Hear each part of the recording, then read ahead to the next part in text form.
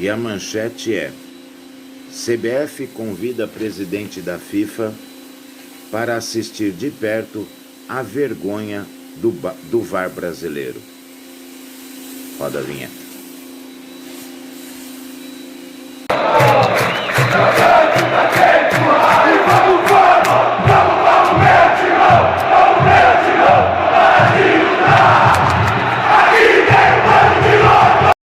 Bom dia, fiel, bom dia. Eu decidi fazer o pós-jogo de hoje um dia depois do jogo para dar uma sentada na adrenalina, porque às vezes a gente acaba sendo injusto, né? Apesar que ontem o Corinthians jogou demais, né? Dentro das limitações que nós temos no time e no elenco de uma forma geral, jogadores nos surpreenderam positivamente e outros negativamente. Negativamente, Duqueiroz, como sempre, que é um jogador com o qual o Vitor Pereira vai morrer abraçado, né?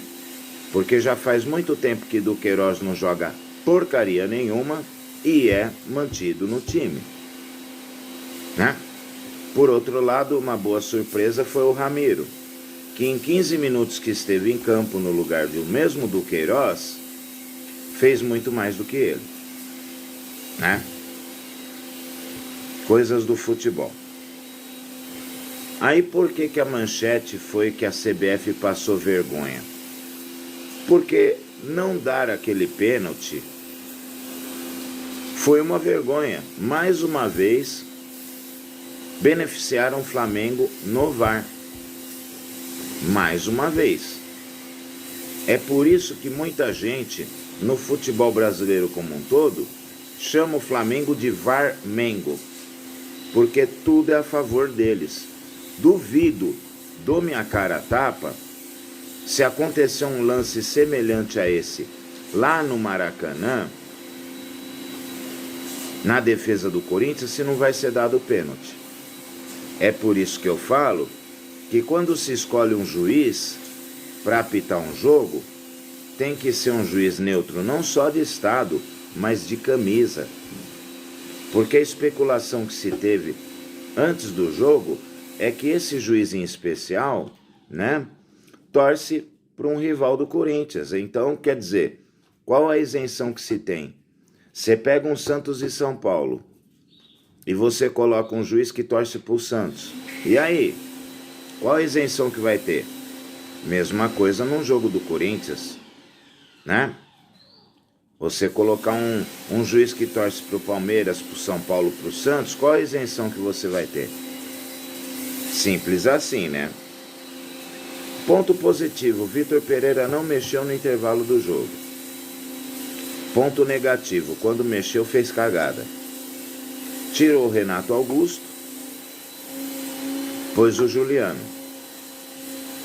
Tirou o Roger Guedes para pôr Matheus Vital.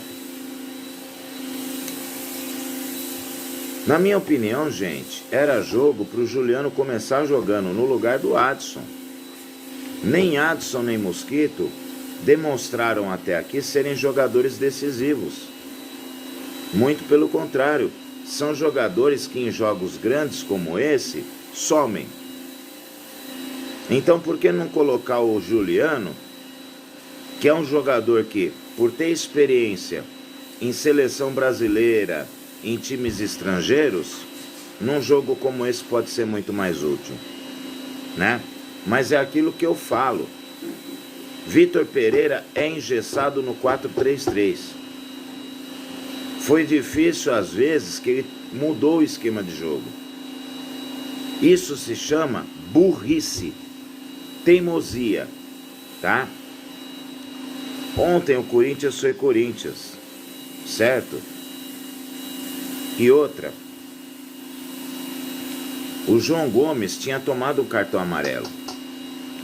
Aquele lance do João Gomes, os juízes de hoje em dia chamam de cartão laranja, porque era para um cartão amarelo, mas não para um cartão vermelho. Se era para um cartão amarelo e ele já o tinha, expulsão, amigão. Mais uma vez prova que o Flamengo é beneficiado, né? O jogo não merecia ser 0-0. Se fosse para ter um empate, que fosse de 1-1, 2-2, 3-3, porque foi um jogo não para um 0-0, mas para um placar, né? O Renato Augusto é um monstro, o Cássio nem se fala. Em decisão, o Cássio cresce, cresce muito, né? Não é à toa que é o melhor goleiro de todos os tempos do Corinthians. À frente de nomes como Gilmar dos Santos Neves, Ronaldo Giovanelli, Dida, né? E como eu já havia dito, mexe errado com jogadores errados. É por isso que eu defendo que quando joga o time alternativo, tem que se dar cancha, experiência para Wesley, para Giovani, para Pedro, Guilherme Biro, né? O Bidon, que é um volante maravilhoso. Aí não dá cancha para esses meninos que poderiam ser úteis para o time. Tem que se conformar, né? Matheus Vital, né? Juliano, né? E outras, Mosquito, né? E outras pérolas que infelizmente nós ainda temos no elenco, né? Então vamos lá, gente. Cássio sempre Cássio, nota 10, como sempre, né? O Fagner regular, ganhou todas as divididas com o Pedro, mesmo no alto. Eu fico impressionado com a capacidade do Fagner, de mesmo sendo um jogador de baixa estatura, subir alto, né? Nota 7 para ele. Gil e Balbuena foram a dupla de zaga nota 9, né? Muito seguros, tanto por cima como por baixo. Fábio Santos também 7. Bom no apoio, melhor ainda na defesa. O Duqueiroz, gente, o Duqueiroz é de matar, né? Mas enfim, pro Duqueiroz ele merece o quê? Um 3, tá? O Fausto Vera é aquele tipo de jogador que ele chega, veste a camisa e não sente o peso, né? É talvez mais um Mascherano melhorado. Nota 9.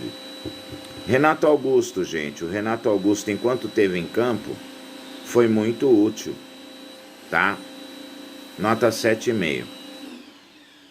Adson é aquela coisa, né? Que ao invés dele, com a velocidade que ele tem, até por ser um jogador leve, ao invés dele ir para cima do adversário, ou ele cisca para um lado e para o outro e toca de lado, ou ele corta para o meio e morreu a jogada.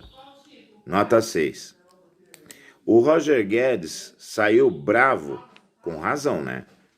Porque estava indo muito bem e não tinha que sair naquele momento. 7,5. O Yuri Alberto é o guerreiro de sempre, né? Luta, briga, dá cotovelada, rabo de arraia, faz o que tem que fazer, né? Nota 8. Entrou o Ramiro, que foi muito melhor que o Duqueiroz, nota 6. O nosso querido bunda de urso, Juliano, nota 5. Mosquito. Se o Adson foi ruim, o Mosquito foi pior, né? Que o Mosquito, que era para dar uma profundidade para o time e ir para a linha de fundo, né? Nota 3. E o Vital, por incrível que pareça, jogou melhorzinho ontem. Já não comprometeu tanto. Nota 6. Há de se observar, gente, que se você vê outros canais do Corinthians, eles se apegam a fases ruins dos jogadores. Por exemplo, o Duqueiroz hoje não tá legal, mas lá na frente, se ele estiver bem, eu vou aplaudir. E assim é com o Gil, com o Fábio Santos, né? Que quando esses jogadores tiveram fases ruins lá atrás, teve canal que meteu o pau até dizer chega. Hoje que eles estão bem, não dão um braço a torcer. O Gil tá acabado pro futebol, o Fábio Santos é um peso morto. Não é assim, gente. A gente tem que ser humilde de admitir, quando o cara tá bem, dá o braço a torcer. Quando o cara tá mal, normal. As críticas existem para isso, né? Mas enfim, é como eu disse, o Ramiro é um famoso perna de anão, mas ontem jogou bem, melhorou o time, né? Espero que para quarta-feira que vem o Vitor Pereira pense com muito carinho em entrar com o time do mesmo jeito que ele entrou contra o Boca Juniors lá em La Bombonera, num 3-5-2, um time sólido, compacto, esperando o Flamengo. E sem o João Gomes, que é um cão de guarda importantíssimo na defesa do Flamengo, a chance de fazer um gol no contra-ataque é muito grande. Ah, tem o Vidal. O Vidal, gente, ele é bom com a bola no pé. Marcando, ele não é tão bom, tá? O Vidal, não se esqueçam, ele é um segundo volante, não cabeça de área, tá? Esse foi o nosso pós-jogo. Espero que você tenha gostado. Comente, compartilhe, deixe seu like e vai, Corinthians!